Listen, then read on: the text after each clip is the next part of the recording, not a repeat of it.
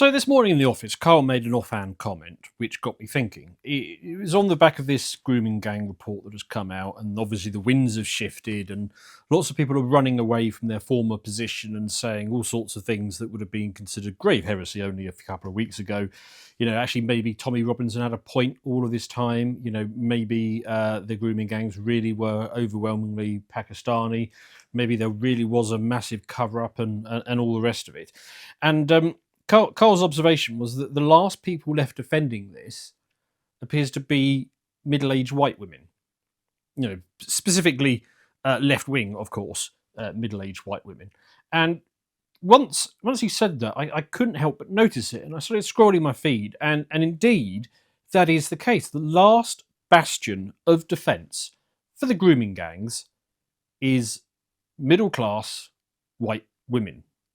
Middle-aged middle-class white women.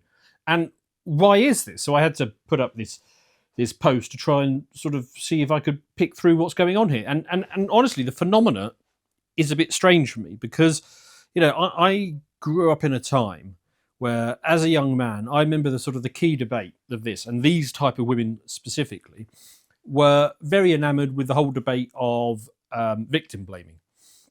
And the debate at the time ran something like this: if a young woman goes out to a nightclub in a miniskirt and gets very drunk, you can't blame her if she is then subsequently raped, which is true. That is true. You can't blame her. However, as a father of two daughters, too young to be going out to nightclubs or anything like that, but when they get older, what I would certainly say to them is, if something like that were to happen, it's not your fault. However, you can't control other people's behaviour. You can only control your own. And therefore, if you put yourself in a situation where it is very easy to take advantage of you, then you are more likely to be taken advantage of. And therefore, you must conduct yourself in such a way as to not leave you open to these sorts of things, which I think is a fairly straightforward position. But, imagine my confusion 20 odd years later when I find the same type of woman who is making those arguments 20 years ago of don't blame the victim now appear to be doing exactly that. Why is it? And I've been thinking about it, and I'll share my thoughts with you. And by all means, throw in the comments what you think their motivation is. At first I wondered, is it possibly that it's fetishistic? You know the word I'm trying to say. The fetish thing when you have a fetish. Is it that? And I can't believe that's the case, because they must know that these men are not going to find them attractive. They're way too old. They'd be too old if they were in their mid-20s and up. But it can't be that. So I thought through it some more, and I think I've got 5 possible explanations as to what's going on here, and maybe it's a combination of all of these. The first one is moral status and virtue identity. Many middle-class liberal women derive their social capital from signalling progressive values. It's what Jonathan Haidt called the moralistic prestige economy. If they admit that multicultural policies have led to harm, then it undermines the narrative which they have invested in for decades. So it's an economic thing. They've got a sunk cost fallacy here. I've been defending this for years. I can't let this go now. This is what my status is predicated on. So, they end up in this weird position where, to preserve their identity as good people, and they're standing in the moralistic economy, they need to be, and defenders of the vulnerable, indeed. That's what they see themselves as. They need to downplay systematic abuses, and in this, they end up flipping it. So the victims here are actually the Pakistani men. The oppressor is actually, the rest of us who have been saying for years that this sort of thing has been going on and that you need to address it and this needs to be dealt with. And the working class girls, well, they're just pushed out to the side. They're forgotten. They are taken out of the narrative. The real problem are the right-wing people who pointed it out, stirring this up, all that kind of thing. White girls, whatever, they don't matter. Second explanation I came to is narrative capture by intersectionality.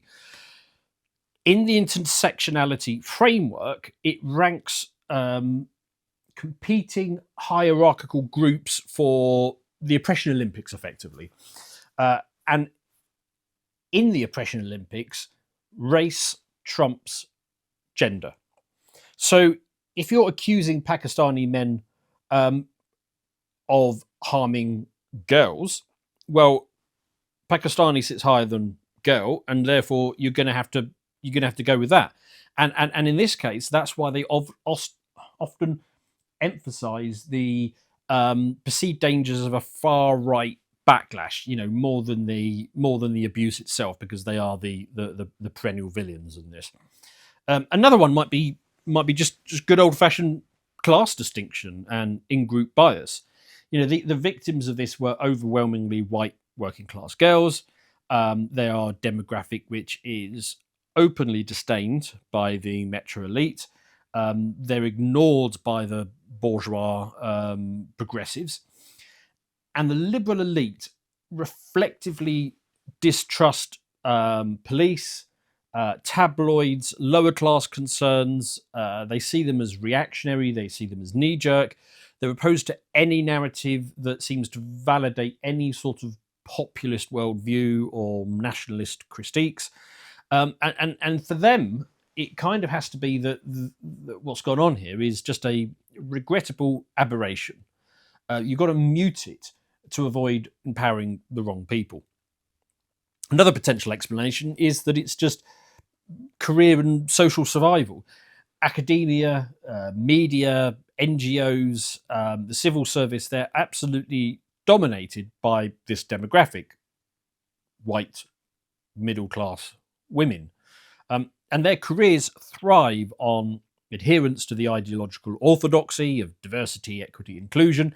So backing off now could be seen as a betrayal or thought crime within their peer group. And it's basically just safer to double down, especially in those environments that heavily punish dissent. You're not going to lose your job by doubling down at this point. But if you flip to reality and you start acknowledging reality, well, that could be a career ender, and they instinctively know this. They've probably done this to many other former colleagues who they pushed out for thought crime. And the fifth explanation is just straight up cognitive dissonance and denial. The scale of this particular scandal is so huge and so incomprehensible within their own worldview, but they have to retreat into these euphemisms of Asian men and grooming and systematic failure at most, or redirect it to, and that's what Sheila Fogarty does in this particular clip that I highlighted, white men do it too. And effectively it's nothing more than a coping mechanism to maintain a sort of coherent internal psychological view of externalizing blame. You push it out to police or patriarchy or lack of education or